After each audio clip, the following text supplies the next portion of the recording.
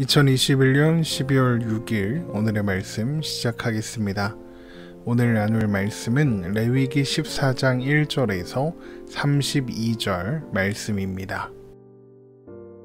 여호와께서 모세에게 말씀하여 이르시되 나병 환자가 정결하게 되는 날의 규례는 이러하니 곧 그 사람을 제사장에게로 데려갈 것이요 제사장은 진영에서 나가 진찰할지니 그 환자에게 있던 나병 환부가 나았으면 제사장은 그 정결함을 받을 자를 위하여 명령하여 살아있는 정결한 새 2마리와 백향목과 홍색실과 우슬초를 가져오게 하고 제사장은 또 명령하여 그 새 하나는 흐르는 물 위 질그릇 안에서 잡게 하고 다른 새는 산채로 가져다가 백향목과 홍색실과 우슬초와 함께 가져다가 흐르는 물 위에서 잡은 새의 피를 찍어 나병에서 정결함을 받을 자에게 7번 뿌려 정하다 하고 그 살아있는 새는 들에 놓을지며 정결함을 받는 자는 그의 옷을 빨고 모든 털을 밀고 물로 몸을 씻을 것이라. 그리하면 정하리니 그 후에 진영에 들어올 것이나 자기 장막 밖에 이레를 머물 것이요 7째 날에 그는 모든 털을 밀되 머리털과 수염과 눈썹을 다 밀고 그의 옷을 빨고 몸을 물에 씻을 것이라. 그리하면 정하리라.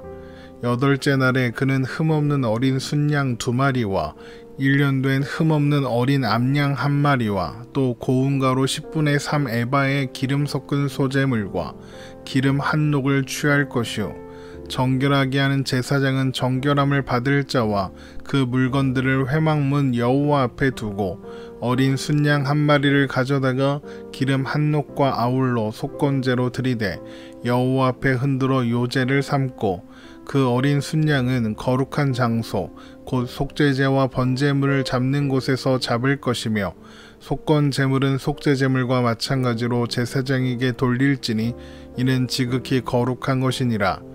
제사장은 그 속건 제물의 피를 취하여 정결함을 받을 자의 오른쪽 귓뿌리와 오른쪽 엄지손가락과 오른쪽 엄지발가락에 바를 것이요 제사장은 그 한녹의 기름을 취하여 자기 왼쪽 손바닥에 따르고 오른쪽 손가락으로 왼쪽 손에 기름을 찍어 그 손가락으로 그것을 여호와 앞에 7번 뿌릴 것이요 손에 남은 기름은 제사장이 정결함을 받을 자의 오른쪽 귓뿌리와 오른쪽 엄지손가락과 오른쪽 엄지발가락 곧 속건 제물의 피 위에 바를 것이며 아직도 그 손에 남은 기름은 제사장이 그 정결함을 받는 자의 머리에 바르고 제사장은 여호와 앞에서 그를 위하여 속죄하고 또 제사장은 속죄제를 드려 그 부정함으로 말미암아 정결함을 받을 자를 위하여 속죄하고 그 후에 번제물을 잡을 것이요 제사장은 그 번제와 소제를 제단에 드려 그를 위하여 속죄할 것이라.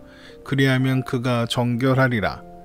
만일 그가 가난하여 그의 힘이 미치지 못하면 그는 흔들어 자기를 속죄할 속건제를 위하여 어린 순양 1마리와 소제를 위하여 고운 가루 10분의 1 에바의 기름 섞은 것과 기름 한 녹을 취하고 그의 힘이 미치는 대로 산비둘기 2이나 집비둘기 새끼 2를 가져다가 하나는 속죄제물로 하나는 번제물로 삼아 8째 날에 그 결례를 위하여 그것들을 회막문 여호와 앞 제사장에게로 가져갈 것이요 제사장은 속건제의 어린 양과 기름 한 녹을 가져다가 여호와 앞에 흔들어 요제를 삼고 속건제의 어린 양은 잡아서 제사장은 그 속건제물의 피를 가져다가 정결함을 받을 자의 오른쪽 귓뿌리와 오른쪽 엄지손가락과 오른쪽 엄지발가락에 바를 것이요 제사장은 그 기름을 자기 왼쪽 손바닥에 따르고 오른쪽 손가락으로 왼쪽 손에 기름을 조금 찍어 여호와 앞에 7번 뿌릴 것이요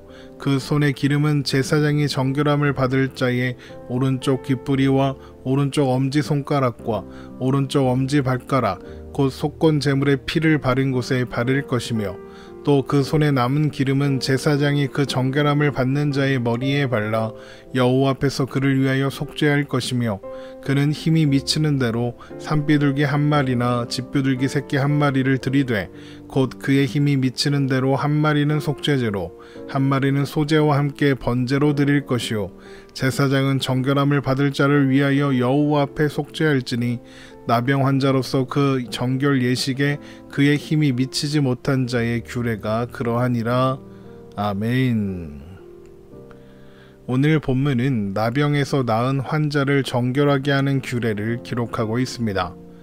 나병 환자가 그 병이 나으면 제사장에게로 데리고 가야 하는데 나병 환자는 정결하게 되기까지 진영 안으로 들어갈 수 없으므로 제사장이 진영 밖으로 나가서 진찰해야 합니다.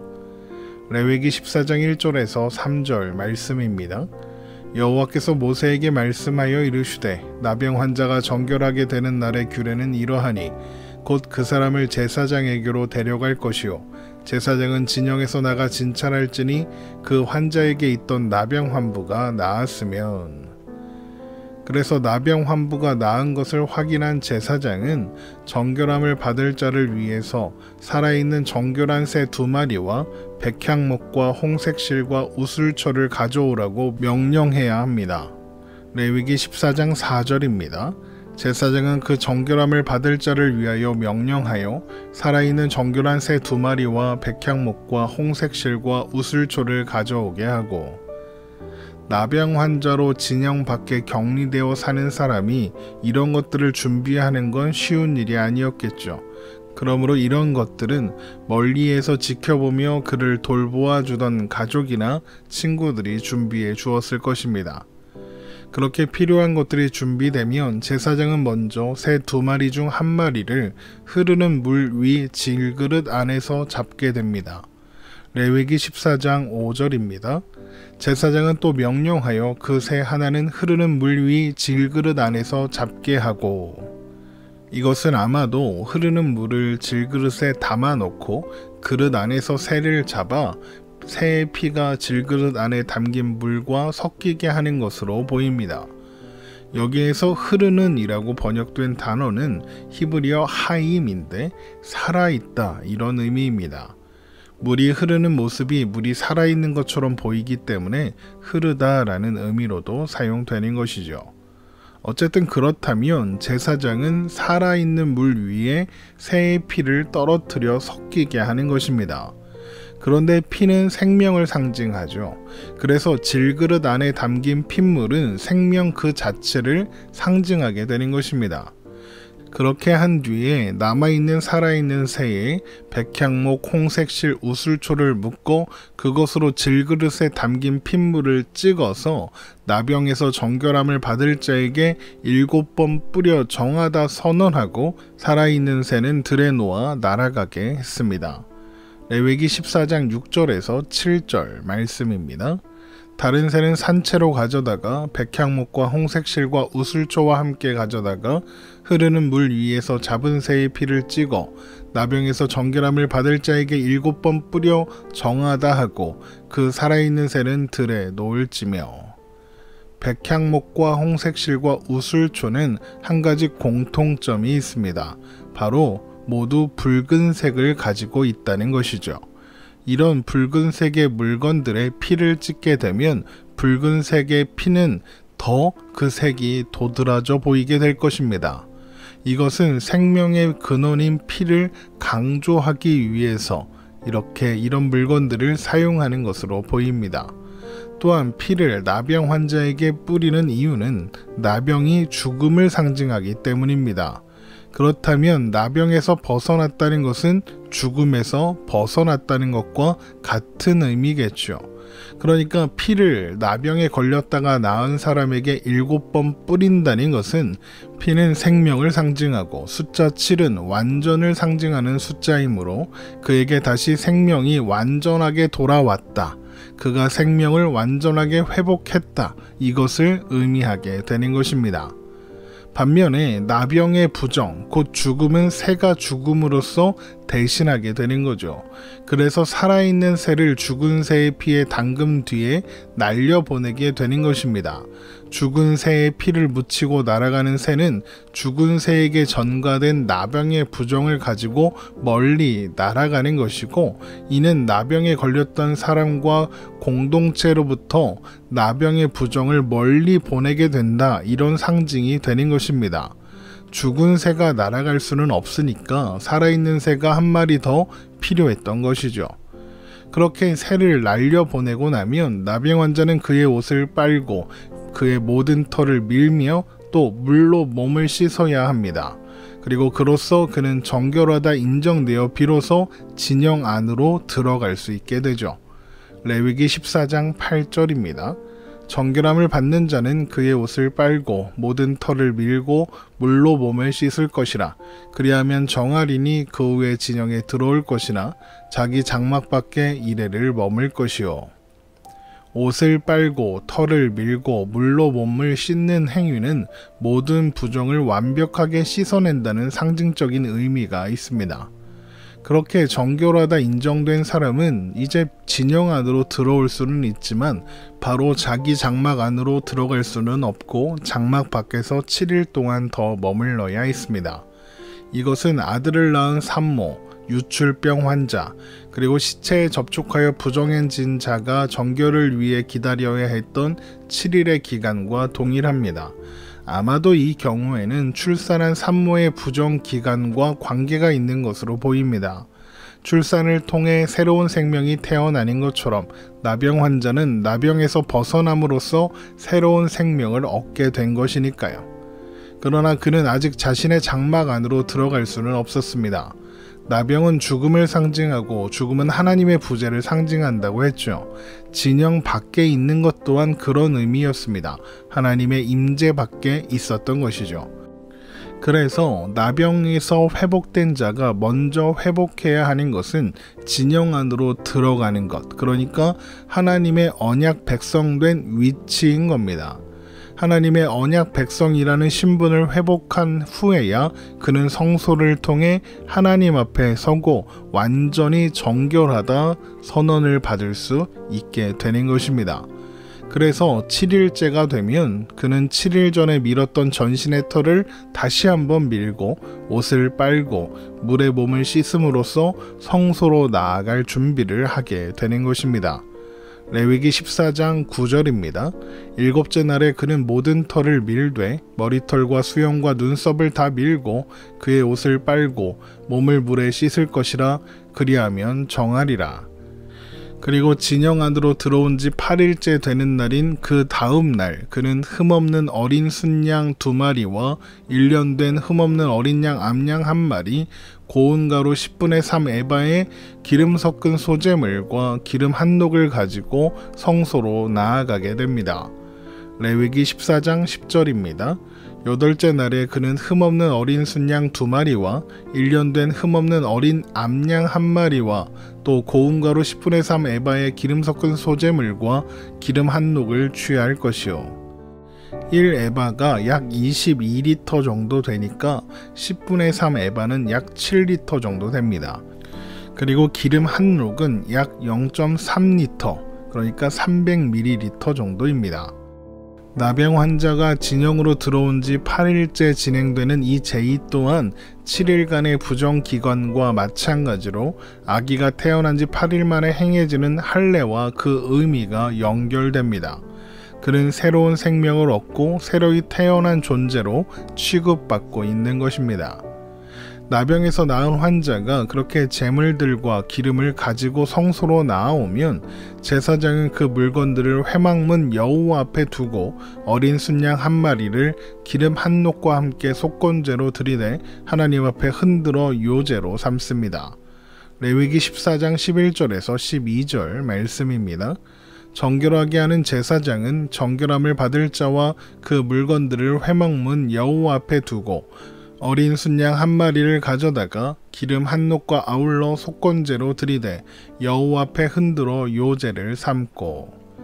일반적으로 속건제를 드리는 사람은 속건 제물과 함께 자신이 범한 잘못에 대한 보상을 드려야 하죠. 그렇다면 어린 순양 1마리는 속건 제물이고 기름 한 녹은 보상적 제물이라고 할 수 있겠습니다. 그렇게 제사장이 요제를 마치고 나면 어린 순양을 거룩한 장소, 곧 속죄제와 번제물을 잡는 곳에서 잡는데 속건 제물은 제사장에게로 돌려야 합니다. 레위기 14장 13절입니다. 그 어린 순양은 거룩한 장소 곧 속죄제와 번제물 잡는 곳에서 잡을 것이며 속건 제물은 속죄 제물과 마찬가지로 제사장에게 돌릴지니 이는 지극히 거룩한 것이니라. 어린 순양을 잡는 거룩한 장소는 제단 북쪽을 의미합니다. 제단 북쪽에 담긴 의미는 레위기 1장을 다룰 때 이미 살펴본 바 있습니다. 2021년 9월 30일에 업로드된 레위기 4번째 묵상을 참고하시면 좋겠습니다. 어쨌든 그렇게 하나님 앞에서 속건 제물을 잡은 제사장은 제물의 피를 취하여 정결함을 받을 자의 오른쪽 귓부리와 오른쪽 엄지손가락과 오른쪽 엄지발가락에 바른 뒤에 한 녹의 기름을 취하여 자신의 왼쪽 손바닥에 바르고 오른쪽 손가락으로 왼쪽 손바닥에 있는 기름을 찍어 하나님 앞에 7번 뿌립니다. 그리고 나서 손에 남아있는 기름을 정결함을 받을 자에게 바르게 되는데 앞서 속건 제물의 피를 발랐던 곳과 같은 곳에 바르면 됩니다. 레위기 14장 14절에서 17절 말씀입니다. 제사장은 그 속건 제물의 피를 취하여 정결함을 받을 자의 오른쪽 귓부리와 오른쪽 엄지손가락과 오른쪽 엄지발가락에 바를 것이요 제사장은 또 그 한 록의 기름을 취하여 자기 왼쪽 손바닥에 따르고 오른쪽 손가락으로 왼쪽 손에 기름을 찍어 그 손가락으로 그것을 여호와 앞에 7번 뿌릴 것이요 손에 남은 기름은 제사장이 정결함을 받을 자의 오른쪽 귓부리와 오른쪽 엄지손가락과 오른쪽 엄지발가락 곧 속건 제물의 피 위에 바를 것이며 그리고도 제사장의 손에 남아있는 기름은 정결함을 받는 자의 머리에 바르게 되고 그 후에 제사장은 그를 위한 속죄제를 진행합니다. 레위기 14장 18절입니다. 아직도 그 손에 남은 기름은 제사장이 그 정결함을 받는 자의 머리에 바르고 제사장은 여호와 앞에서 그를 위하여 속죄하고 제물의 피를 오른쪽 귓부리와 오른쪽 엄지손가락과 오른쪽 엄지발가락에 바르는 것은 레위기 8장에 기록된 아론과 그의 아들을 제사장으로 위임할 때와 같은 방식입니다. 이것을 통해서 우리는 이 나병 환자를 정결하게 하는 예식에 제사장 위임식과 비슷한 의미가 있다는 것을 추측해 볼 수 있습니다. 제사장 위임식에서는 오른쪽 귓부리와 오른쪽 엄지손가락과 오른쪽 엄지발가락에 피를 바르고 제단 내 귀퉁이 뿔에 피를 발랐습니다. 이것은 제사장을 거룩한 사역을 할 사람으로 구별하고 그가 사역할 대상인 제단과 연결되었음을 보여주는 상징적 행위였습니다. 그런데 나병에서 나은 사람의 경우에는 같은 위치에 피를 바르고 또 그 위에 기름을 바르게 됩니다. 이것은 나병으로 인해 하나님의 언약 백성들로부터 분리되어 살아야 했던 사람이 다시 하나님과의 언약 관계를 회복하고 하나님께 속하도록 하나님께 연결되었다. 하나님의 언약 백성들과 연결되었다. 그 자리를 회복했다. 이런 의미가 되는 것입니다. 그리고 나서 그를 위한 속죄제를 드림으로써 이후에 그는 정결한 하나님의 백성으로서 하나님 앞에서 살아갈 수 있게 되었음을 확증하도록 하는 것이고 그는 자신을 기쁘게 받아주신 하나님께 감사함을 담아 번제와 소제를 드림으로써 나병에서 회복된 사람을 위한 정결 예식을 마치게 됩니다. 레위기 14장 19절에서 20절 말씀입니다. 또 제사장은 속죄제를 드려 그 부정함으로 말미암아 정결함을 받을 자를 위하여 속죄하고 그 후에 번제물을 잡을 것이요 제사장은 그 번제와 소제를 제단에 드려 그를 위하여 속죄할 것이라 그리하면 그가 정결하리라. 이어지는 말씀은 나병에서 회복된 사람이 가난해서 그의 힘이 미치지 못하는 사람을 위한 정결 예식에 대한 규례가 기록되어 있습니다. 이 규례는 앞에서 설명드린 정결 예식을 위한 준비물이 어린 양 3마리 대신 어린 양 1마리와 비둘기 2마리로 소재물이 10분의 3 에바에서 10분의 1 에바로 줄어들었다는 것 외에 동일한 내용의 반복입니다. 레위기 14장 21절에서 32절 말씀입니다. 만일 그가 가난하여 그의 힘이 미치지 못하면 그는 흔들어 자기를 속죄할 속건제를 위하여 어린 순양 한 마리와 소제를 위하여 고운 가루 10분의 1 에바에 기름 섞은 것과 기름 한 녹을 취하고 그의 힘이 미치는 대로 산비둘기 둘이나 집비둘기 새끼 둘을 가져다가 하나는 속죄제물로 하나는 번제물로 삼아 8째 날에 그 결례를 위하여 그것들을 회막문 여호와 앞 제사장에게로 가져갈 것이요 제사장은 속건제의 어린 양과 기름 한 녹을 가져다가 여호와 앞에 흔들어 요제를 삼고 속건제의 어린 양을 잡아서 제사장은 그 속건제물의 피를 가져다가 정결함을 받을 자의 오른쪽 귀뿌리와 오른쪽 엄지손가락과 오른쪽 엄지발가락에 바를 것이요 제사장은 그 기름을 자기 왼쪽 손바닥에 따르고 오른쪽 손가락으로 왼쪽 손에 기름을 조금 찍어 여호와 앞에 7번 뿌릴 것이요 그 손의 기름은 제사장이 정결함을 받을 자의 오른쪽 귀뿌리와 오른쪽 엄지손가락과 오른쪽 엄지발가락 곧 속건제물의 피를 바른 곳에 바를 것이며 또 그 손에 남은 기름은 제사장이 그 정결함을 받는 자의 머리에 발라 여호와 앞에서 그를 위하여 속죄할 것이며 그는 힘이 미치는 대로 산비둘기 한 마리나 집비둘기 새끼 한 마리를 들이되 곧 그의 힘이 미치는 대로 한 마리는 속죄제로 한 마리는 소제와 함께 번제로 드릴 것이요 제사장은 정결함을 받을 자를 위하여 여호와 앞에 속죄할지니 나병 환자로서 그 정결 예식에 그의 힘이 미치지 못한 자의 규례가 그러하니라.